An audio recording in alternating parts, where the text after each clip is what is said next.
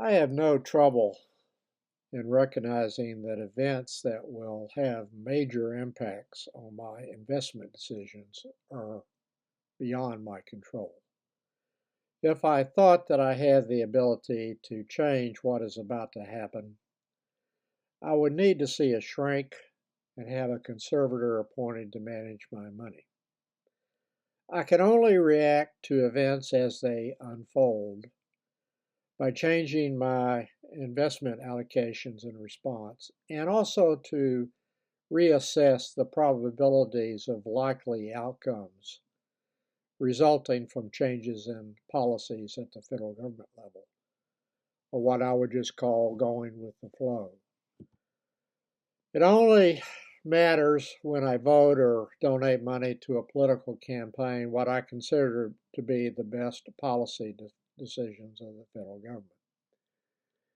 The subject of this video is how the recent interest rate movements have impacted my near-term investment allocations and how the economic theories of Stephen Miran, it's M-I-R-A-N, who has been appointed to be Trump's chair of economic advisors, may impact my investment decisions when and if Trump implements those policies advocated by Moran.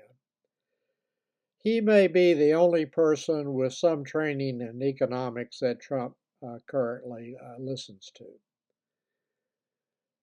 The 5-year Treasury yield closed at 4.59% on January 14, 2025, and at 4.42% last Friday, January 17th, a rapid decline of 17 basis points in response to what I view as a misplaced, benign opinion of the December CPI report that was released last week. I published a video on that subject, which I will link in the More section.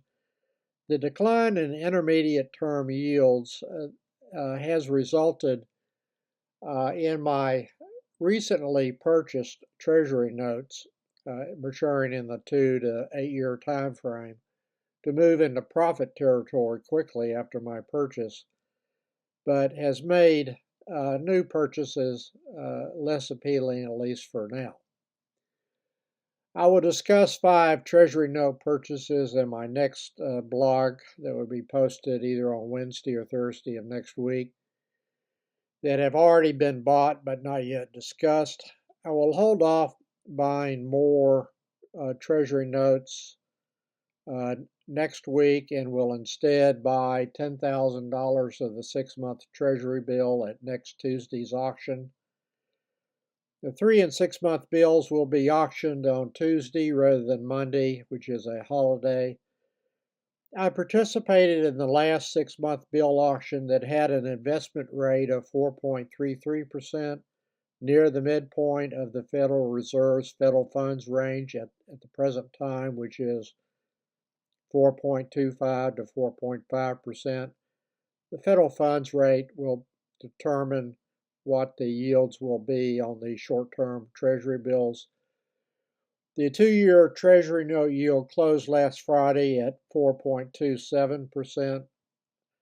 Using the yield numbers at the Treasury Department's website, just Google Treasury yield curve and click the link to Interest Rate Statistics Department of the Treasury.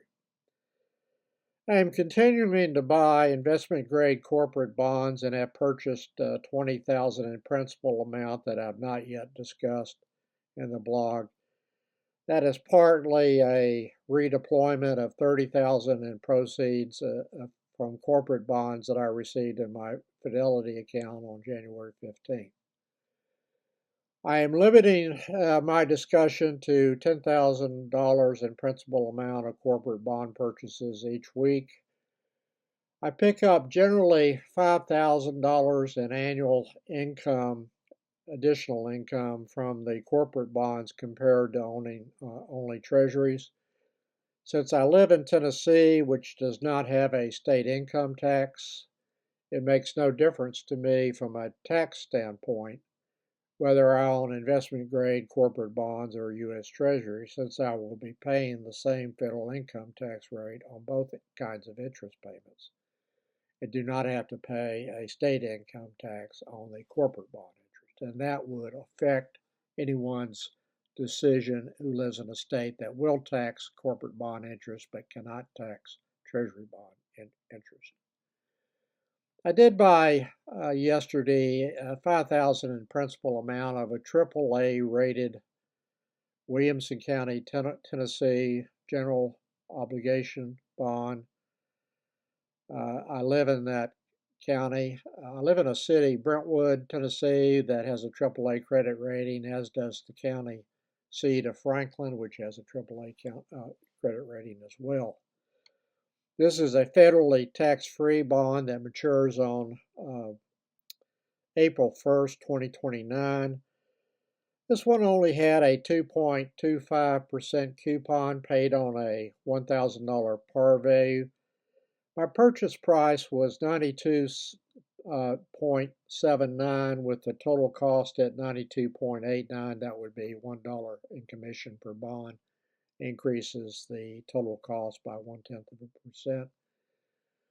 The YTM is over 4% on this bond. The profit when held to maturity will be precisely $355.50.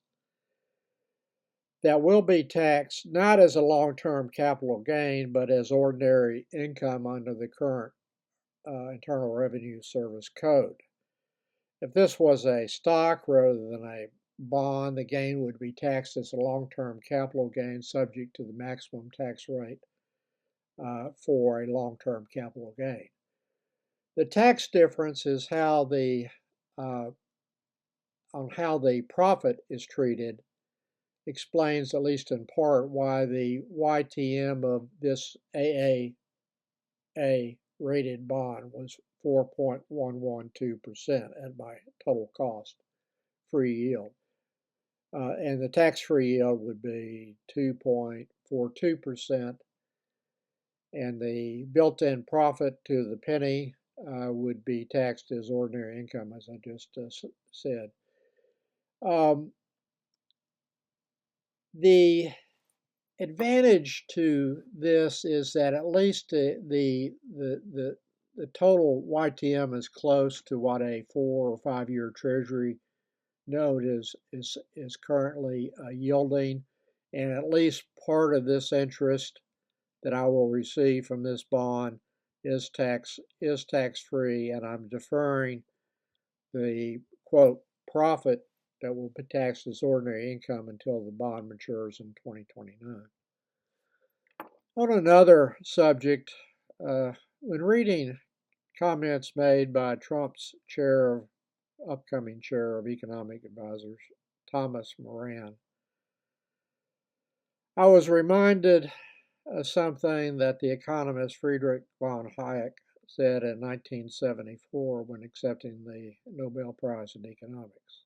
He said, and I quote, "As a profession, we have made a mess of things." End quote. Moran may be the only person with training in economics who believes that U.S. tariff increase on imports will not be paid by U.S. consumers and will be free money to the U.S. government.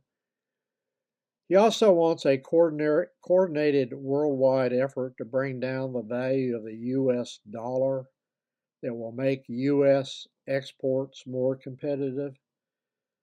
But maybe he needs to be reminded that a weaker dollar makes U.S. imports more expensive, and that will contribute to inflationary pressures, as will, in fact, U.S. increases in import tariffs.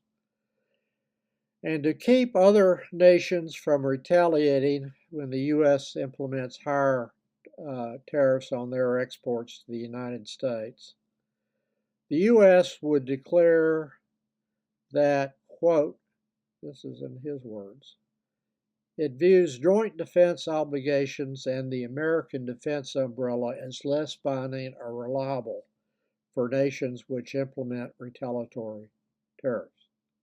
End of quote. We may soon learn that Miran's theory about tariffs having no inflationary consequences, which has been disproven by studies of what has actually happened in the past, as opposed to a theory of what may happen, is correct. Rather than being something equivalent to yet another Republican zombie economic theory that will continue to exist forever, no matter how many facts disprove its validity and truth.